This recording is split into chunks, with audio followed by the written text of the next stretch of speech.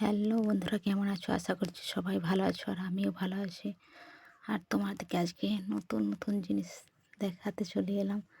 তো হয়তো তোমাদের এদিকে এরকম আছে কিনা জানি না, কিন্তু আমাদের এখানে নেই। কিন্তু আমার এই দিদির বাড়িতে সকালবেলায় ঘুম থেকে উঠে দেখছি নদীতে এরকম ডোঙা চালাচ্ছে, মানে ডোঙা নিয়ে জাল পাতা আছে, সেখানে মাছ ধরতে যাচ্ছে। আর দেখো কতটা বন্যার জল। আর যেই ডোঙাগুলো হচ্ছে মানে বাঁধা আছে লাঠির মধ্যে, তো ওটাতে করে নদী পারাপার হয়। আর যে এই বোতলটাতে তোমরা দেখতে পাচ্ছ যে ঘাস ফড়িং ধরা আছে, এই যে পাংগুলো আছে, তো এর মধ্যে কাঠি দিয়ে ঘাস ফড়িংগুলো দেওয়া হবে। তো এটা দিয়ে কি মাছ ধরবে বলো তো? এটা দিয়ে হচ্ছে যে পাবদা মাছ হয়, তো সেগুলো হচ্ছে ধরবে। তো পাংগুলো তো নিয়ে চলে যাচ্ছে বসাতে জলে। আর আমি এখানে দিদিদের ফুল গাছে সন্ধ্যামণি ফুলের বীজ নিচ্ছিলাম।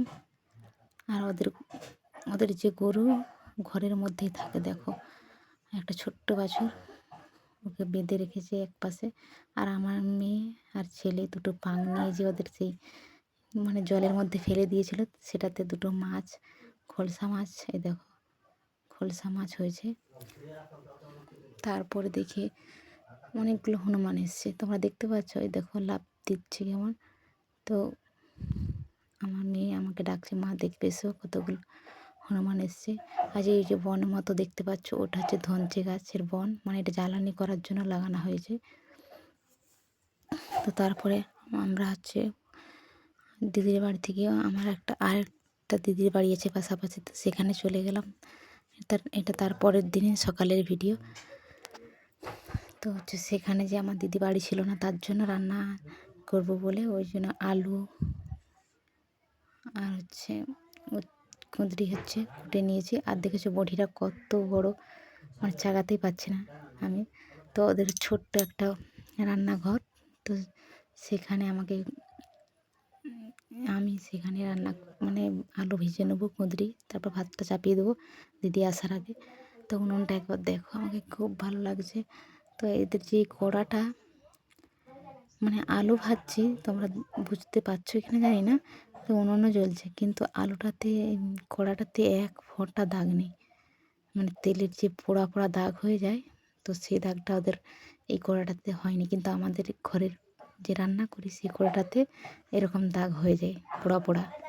কিন্তু একবার ভালো করে লক্ষ্য করলে দেখবে তোমরা যে কড়াটাতে এক ফোঁটা দাগ হচ্ছে না, মানে এত সুন্দর কড়াটা।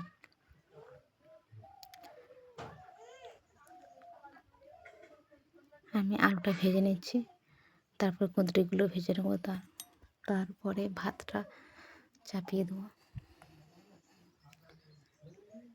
আর এখানে এই ছোট্ট একটা রান্নাঘর মতো মানে ফাঁকে বাইরে করেছে, তো এখানে প্রচণ্ড রোদ আর গরম লাগছে।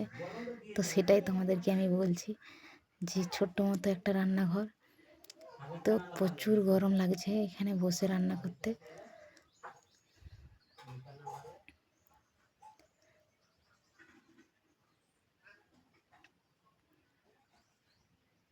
তো তখন কি আলুগুলো ভাজা হয়ে গেল, এবার উচ্ছটি ভেজে এই সরি কুঁদরি ভেজে নেব।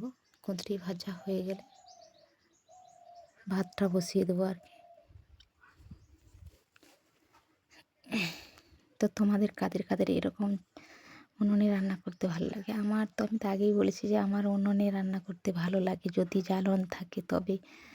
তো হচ্ছে আমার দিদিদের যে উনুনটা, তোমরা দেখবে উনুনটাতে ছোট্ট রকম মুখটা, মানে কটা জ্বালন ভরেছি উনুনটাতে, এত সুন্দর জ্বলছে সে কি বলবো।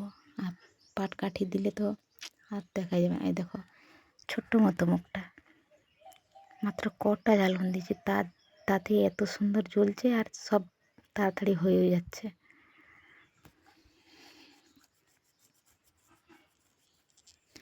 তো কুঁদরি ভাজা হয়ে গেল, তারপর ভাতটা বসিয়ে দিচ্ছি। তো আর তোমাদেরকে কিছু দেখালাম না। তো দিদি এসে পরে রান্না করেছিল মাংস।